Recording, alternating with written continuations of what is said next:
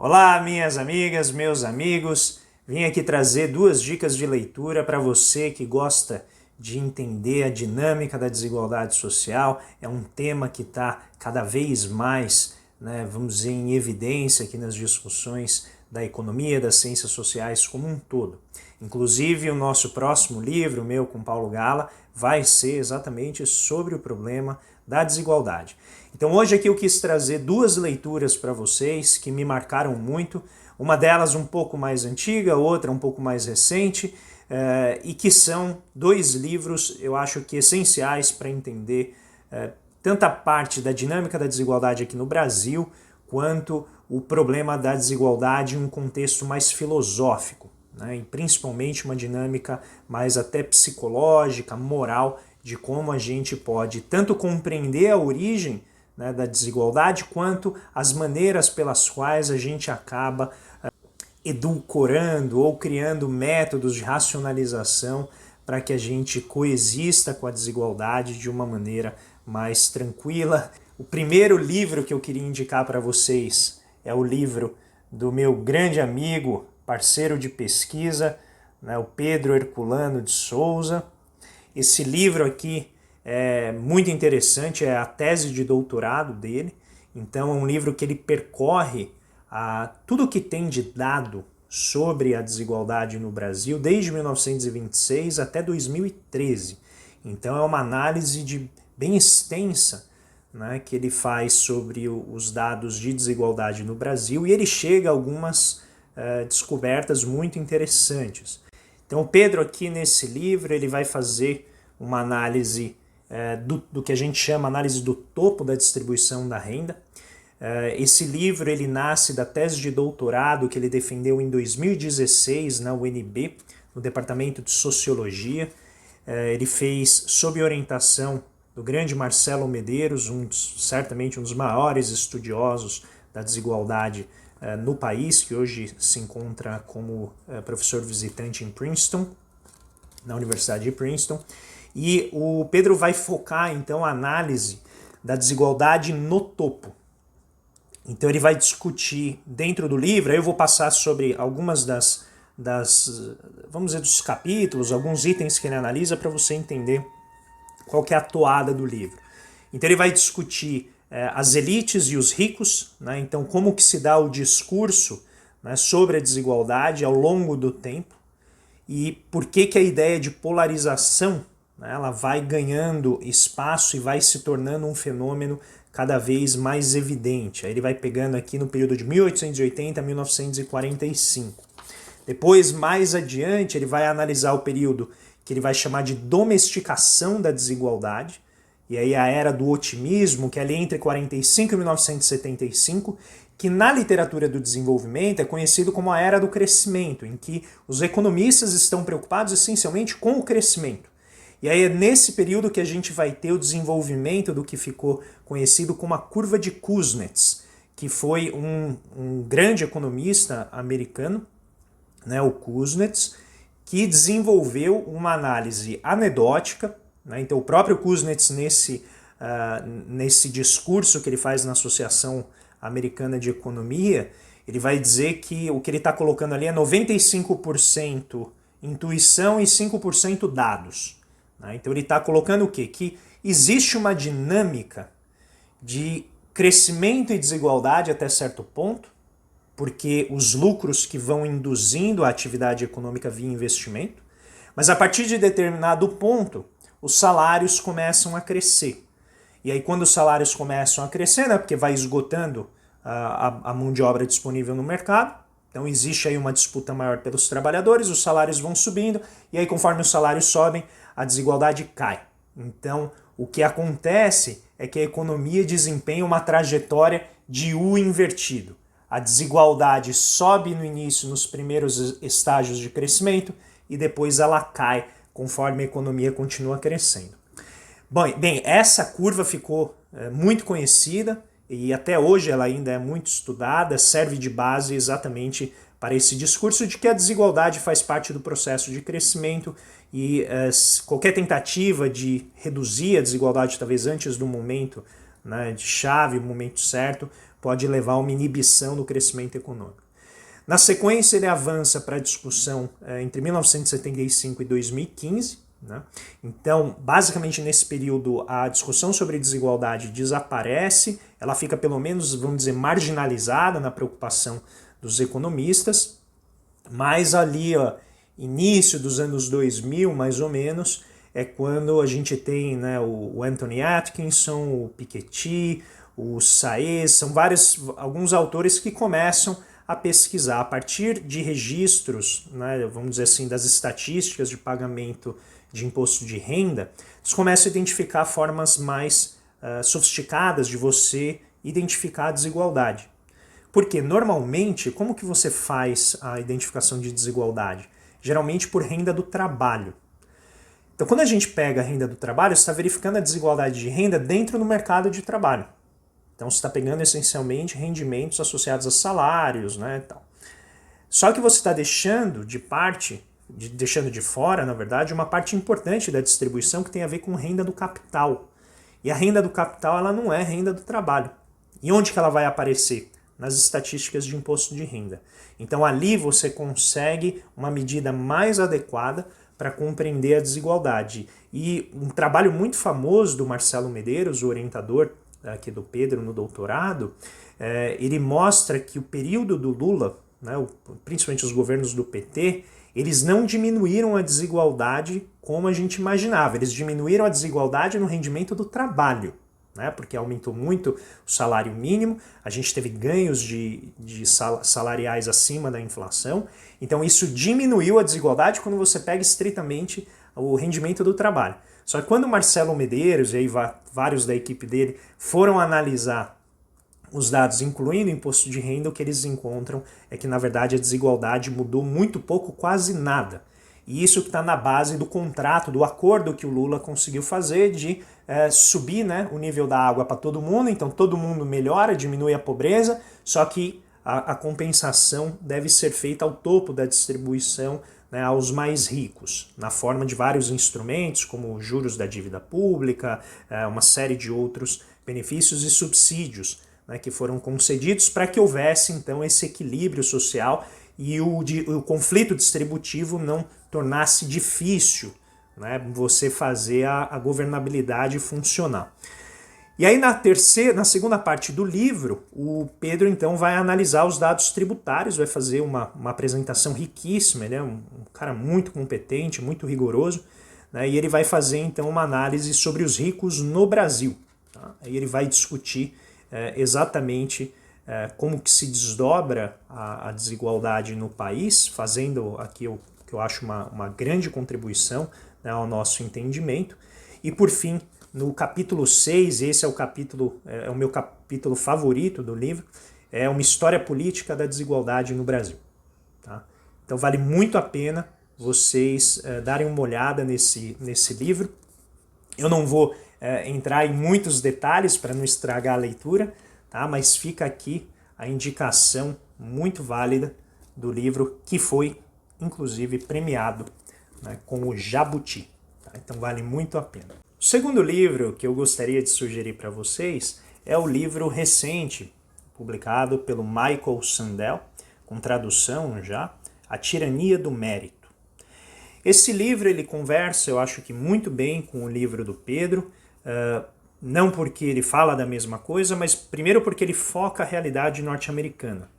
Então eu acho que isso é muito interessante, porque ele nos ajuda a entender o fenômeno Trump, ele nos ajuda a entender por que os Estados Unidos são esse amálgama complexo de visões, essas possibilidades inúmeras, né, de resultados eleitorais fenomenais como esse, né, incrivelmente acirrados depois de 4 anos de Donald Trump fazendo barbaridades com as instituições norte-americanas, ele consegue uma votação histórica. Né? Ele é o segundo candidato mais votado na história, muito embora ele tenha perdido, por conta dessa eleição incrivelmente acirrada. Ele detém votos de muitos afrodescendentes, muitas mulheres, muitas pessoas da comunidade LGBT. Então, o que está um pouco por trás dessa votação inesperada é exatamente aquilo de que o livro vai analisar.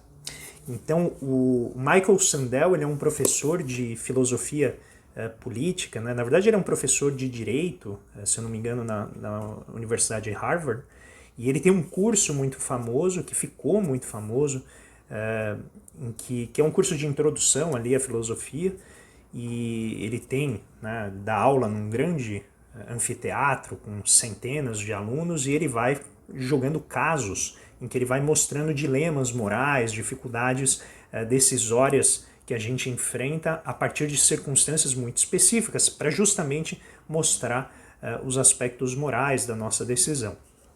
E o Sandel, ele tem vários livros muito interessantes. Um que é muito interessante é O que o Dinheiro Não Pode Comprar, What Money Can't Buy, que vale também muito a pena ler, porque ele discute os limites do mercado, em que dimensão, em que várias dimensões, na verdade, o mercado ele implica uma série de dilemas éticos, de problemas morais que não podem ser resolvidos apenas na base do mercantilismo, né, da mercantilização, mas devem ser resolvidos em temas, vamos dizer, em instâncias de cogitação moral. Nesse livro, particularmente, o Sandel está preocupado em compreender por que a sociedade norte-americana aderiu a essa tirania do mérito, ou seja, a ideia de que onde você termina na sua vida tem a ver com o seu esforço, com o seu merecimento, né? Então a ideia de mérito está associada à relação entre esforço e recompensa. O problema é que, e o Sandel é muito crítico disso, quando você vê uma pessoa que tem sucesso, a tendência é ela achar que aquilo é exclusivamente fruto do merecimento dela. E o merecimento está associado a esforço.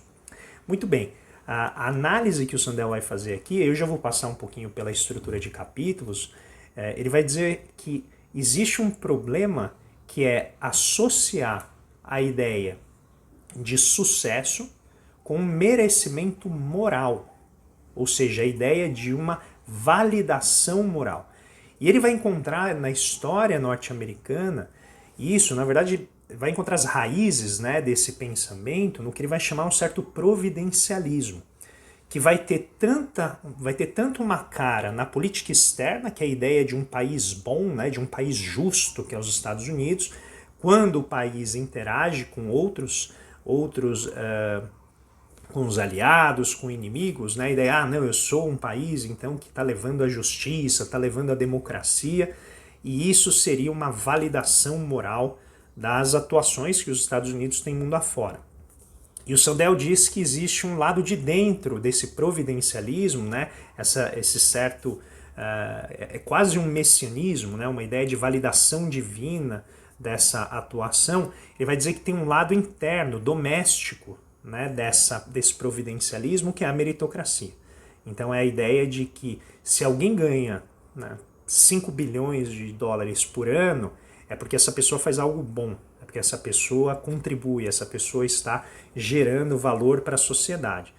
E o que a gente tem visto, com muitas evidências, que elas acabam brotando da terra sem fazer muita força, é que na verdade existe muito mais para gerar riqueza do que apenas sorte e competência.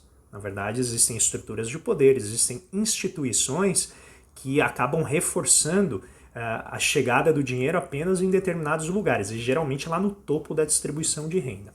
Então o livro ele vai trabalhar a dimensão moral e filosófica, né, do mérito, e ele vai chamar de tirania do mérito porque se desenvolve uma verdadeira ideologia de que, independentemente, né, da desigualdade como ela se encontra, essa diferenciação não é um problema. Né? Por quê? Porque ela foi conseguida por meio da produção de valor, por meio do mérito. Então, se você quiser sair da posição em que você se encontra, não é muito adequado você ficar esperando que outras pessoas vão fazer isso por você. Você tem que ir lá e conseguir você mesmo, e se der errado, a culpa é tua. Não existe, então, na verdade, nenhum choramingo a se fazer ao sistema que, se você fizer, vai ser entendido, você já deve reconhecer como mimimi. Então o livro ele vai passar primeiro pela ideia moralmente muito questionável e problemática da ideia de ganhadores e perdedores, como gerador de ressentimento. Então ele vai interpretar todo o fenômeno Donald Trump, a ascensão dessas forças de direita nos Estados Unidos, a partir do ressentimento gerado por um sistema que deixa bem claro quem que é vencedor e quem que é perdedor. Então os perdedores eles têm simplesmente que engolir esse sapo e seguir adiante. E evidentemente isso vai causando muito ressentimento. Ele vai analisar exatamente todo o processo de desindustrialização do centro norte-americano, ali do meio oeste, né? O grande cinturão que existe ali nos Estados Unidos, que é essencialmente um cinturão agroexportador. Ele vai mostrar que exatamente essa tirania do mérito ela vai gerar um ressentimento que vai ebulir na forma de uma busca por algo novo, que o Donald Trump, apesar de todas as suas o seu passado, né, de plutocrata, de magnata, ele acaba vendendo a ideia de que ele é de fora do sistema e é capaz de transformá-lo, como ele falou, drenar, né, o pântano da corrupção de Washington. E o que a gente viu quando ele entrou lá é mais do mesmo, só que a ideologia é tão forte, né, a busca dessas pessoas por essa correção, por essa justiça é tão forte que mesmo com tudo que ele faz, né, as pessoas não mudam a opinião sobre ele, a não ser, evidentemente, uma margem ali que acabou indo para o Joe Biden nessas últimas eleições. Então ele começa com essa discussão de ganhadores e perdedores, que é muito bem feita, muito interessante. No capítulo 2 ele vai discutir a ideia da grandeza norte-americana, né, o Make America Great Again do Donald Trump nas eleições de 2016. Ele vai dizer que essa é, na verdade, um slogan muito antigo nos Estados Unidos. Não é nada novo, na verdade, e vai voltar até a noção lá de validação espiritual. Ele começa lá com Lutero, depois agora me fugiu o nome, não, São Tomás de Aquino. Mas ele vai discutir bastante essa questão do bom ser justo e do justo ser poderoso. Então ele vai mostrar que filosoficamente, na verdade, essas coisas não andam juntas, mas nos Estados Unidos elas acabaram sendo convertidas, né, vamos dizer assim, dois lados da mesma moeda. Então os Estados Unidos ele vai ser grandioso porque ele é bom, porque ele é justo. E aí vai discutir muito a dimensão do arco da justiça, que o Martin Luther King usou bastante para mobilizar as pessoas para lutar contra as injustiças. Só que isso acabou se traduzindo num slogan muito poderoso, tanto de democratas quanto de republicanos, para vender esperança para a população em cima de um sistema que, querendo ou não, seja republicano ou democrata, acaba sendo meritocrático, tiranicamente meritocrático. Depois ele vai discutir então a retórica da ascensão, e isso é muito importante, né, essa ideia da mobilidade social, a terra, né, das possibilidades. A própria Kamala Harris, né, no discurso dela, enaltecendo o fato dela ser a primeira vice-presidente feminina, né, mulher, ela foi lá e disse, porque aqui, né, a América, Estados Unidos, são a terra das possibilidades.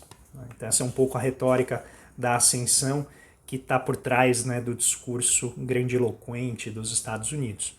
Depois ele vai falar sobre o credencialismo, né, que ele vai chamar o último preconceito aceitável, que é exatamente essa questão de como você se torna rico. Você tem que ter um conjunto ali de titulações, né, necessárias para você se tornar uma pessoa respeitável e vamos dizer assim, merecedora, né, dos frutos que você acabou recebendo, e isso está muito associado ao diploma universitário.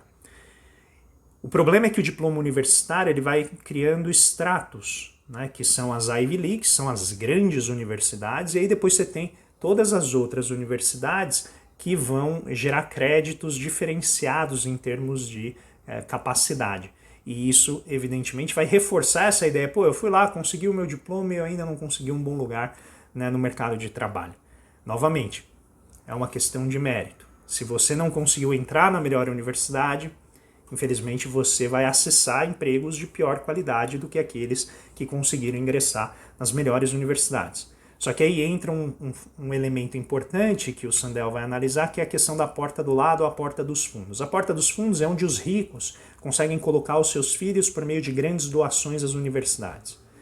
A porta do lado é todo um esquema para facilitar a entrada de pessoas por meio de compra praticamente do ingresso nas grandes universidades. Então você tem ali grandes esquemas de fraudes para facilitar o ingresso de pessoas por meios ilícitos, escusos, que não a concorrência direta, por meio da apreciação, né, do histórico ou do desempenho no que seria o ENAD deles, né, que é o SATs. Depois, mais adiante, ele vai analisar então o problema da ética do sucesso. Então, ele pergunta o que diz sobre um sistema social em que os perdedores merecem ter aquilo que tiveram e os perdedores, eles também merecem ter a pobreza, eles também merecem ter a situação de penúria. Então, existe aí um problema ético importante na ideia de meritocracia, que é, primeiro, você eliminar a ideia de que existem heranças, de que existem reforços, né, de posição e proteção dessas posições na escala social, e segundo, um problema ético de você deixar uma série de pessoas para trás que não conseguem competir nos termos do mercado. O problema é que os termos do mercado não são impessoais, mas na verdade eles respondem exatamente a essas estruturas de desigualdade que já estão colocadas. E aí depois a gente pode falar um pouquinho mais sobre isso. Depois ele vai falar sobre a máquina da triagem. Esse é um capítulo particularmente interessante. Vou ver até se eu leio aqui um pedacinho para vocês, porque a questão aqui é quem que passa, né, pelo processo de seleção e quem é que fica para trás, né? Então ele diz o seguinte, essa parte é bem interessante. Se a meritocracia é o problema, então qual é a solução? Deveríamos contratar pessoas com base em nepotismo ou em preconceitos de vários tipos, em vez de nos basear na habilidade delas para exercer o trabalho? Deveríamos voltar aos dias em que as universidades da Ivy League, que são essas, né, universidades que estão no topo ali da qualidade e do reconhecimento nos Estados Unidos, devemos então voltar aos dias em que essas grandes universidades aceitavam filhos privilegiados de famílias brancas, protestantes de classe alta, com pouco interesse pela proposta acadêmica? Não. Superar a tirania do mérito não significa que mérito deveria ficar sem função na distribuição de empregos e papéis sociais. Em vez disso, significa repensar a maneira como concebemos o sucesso, questionando o conceito meritocrático de que as pessoas no topo chegaram lá por conta própria. Significa também desafiar as desigualdades de riqueza e estima. Esse é um ponto muito importante para ele. Porque não basta você ter dinheiro e riqueza, você precisa ter o senso de que você o merece. Essa parte é muito importante. Então a gente tem que desafiar as desigualdades de riqueza e de estima, que são defendidas em nome do mérito, mas que nutrem ressentimento, envenena nossa política e nos separa. Tal reconsideração deveria focar nos dois domínios da vida mais importantes para a ideia de sucesso meritocrático: educação e trabalho. Então notem que o tom do livro é um tom muito crítico à ideologia do mérito, né, essa noção do merecimento a partir do resultado. E ele vai então, a partir daí, concluir com a discussão sobre o reconhecimento do trabalho. Então a importância de você remunerar de acordo efetivamente com o esforço que a pessoa faz, independentemente, né, de qual credencial ela vai ter. E por fim, ele vai colocar aquilo que está na base e no próprio subtítulo do livro, que é o que aconteceu com o bem comum. Né? Então, em que medida a gente está deixando uma noção bastante distorcida de mérito e de sucesso afetar a maneira como a sociedade então interage, né? A forma como os indivíduos se percebem como parte da sociedade. E me parece que esse livro ele vai entrando aí num contexto cada vez mais, vamos chamar assim, espesso e vultoso de preocupação com o bem comum. Existem vários outros livros que eu eventualmente vou ouvir falar aqui para vocês que tratam dessa temática de como o neoliberalismo ao longo aí de 40 anos, desde os anos 80, ele foi esgarçando o tecido social por meio dessa ideologia que ficou também conhecido por um outro livro chamado A Nova Razão do Mundo, em que nosso sucesso, a nossa qualidade, o nosso status seria então verificado e validado pelo mercado. E aí uma série de outras instituições da sociedade civil particularmente, elas perderam espaço. Mas aquela que perdeu mais espaço foi o Estado, né? Então o Estado foi fortemente vilanizado, ele se tornou o berço e também vamos dizer, a estufa, né, de criação de toda a corrupção, e isso tem levado vários lugares, vários países a desmantelar o que eram amplos esquemas é forte, né? Amplos regimes de proteção social que serviam para justamente impedir que o tecido social perdesse ali consistência, perdesse a sua tessitura bem amarradinha. Por que, gente? Por que isso é importante? Porque se o tecido social está esgarçado, as pessoas não se reconhecem mais como partes dele, não se conhecem mais como unidade. E isso então vai levando à formação de grupos que começam a colidir entre si em termos dos seus interesses, em termos das agendas. E isso leva a convulsões sociais que tem como seu principal mecanismo de gatilho a polarização, que é o que a gente está vendo hoje. Então a sociedade atingiu um grau de polarização tal que a gente vê que é difícil você reconhecer o próprio líder. Então a gente olha, eu particularmente, a gente olha para um presidente como Bolsonaro, um presidente como Donald Trump, se olhar o Erdogan na Turquia e vários outros países que têm essas forças de direita mais salientes, uma parte grande da população olha para esses líderes e fala assim, mas eu não consigo nem reconhecer a instituição da presidência da República. Antes eu poderia ter alguém em quem eu não votei, mas eu conseguia pelo menos reconhecer ali, né, a liturgia do cargo e tal. E num ambiente muito polarizado, o líder ele acaba atuando apenas para o seu grupo de apoio. Então isso leva até uma descaracterização visual, estética, litúrgica, né, da própria institucionalidade da presidência, mas leva também a uma série de transformações institucionais do Estado. E o que está na base, vários autores vêm alegando, como o Piketty, o próprio Sandel, se a gente for, né, para outros pesquisadores como o Gabriel Zucman, o Saez, que também são pesquisadores aí parceiros do Piketty, todos eles estão dizendo que na raiz aí você tem um problema da desigualdade. Né? Então a desigualdade que vai causando, vai jogando aí gasolina no fogo da convulsão social. Então esses dois textos, dois livros aqui muito interessantes, ficam aí como sugestão para vocês lerem. Eu acho que vocês vão aprender muito. Eu aprendi horrores com os dois livros, porque eles trazem, né, dimensões muito diferentes dessa realidade tão difícil que é resolver o problema da desigualdade num sistema que é bastante governado pelo discurso, pela retórica do mérito e do merecimento. Então isso nos leva a reflexões profundas e que eu convido vocês a fazer. Então deixo esse grande abraço aqui nesse sábado, fiquem muito bem e bom voto amanhã.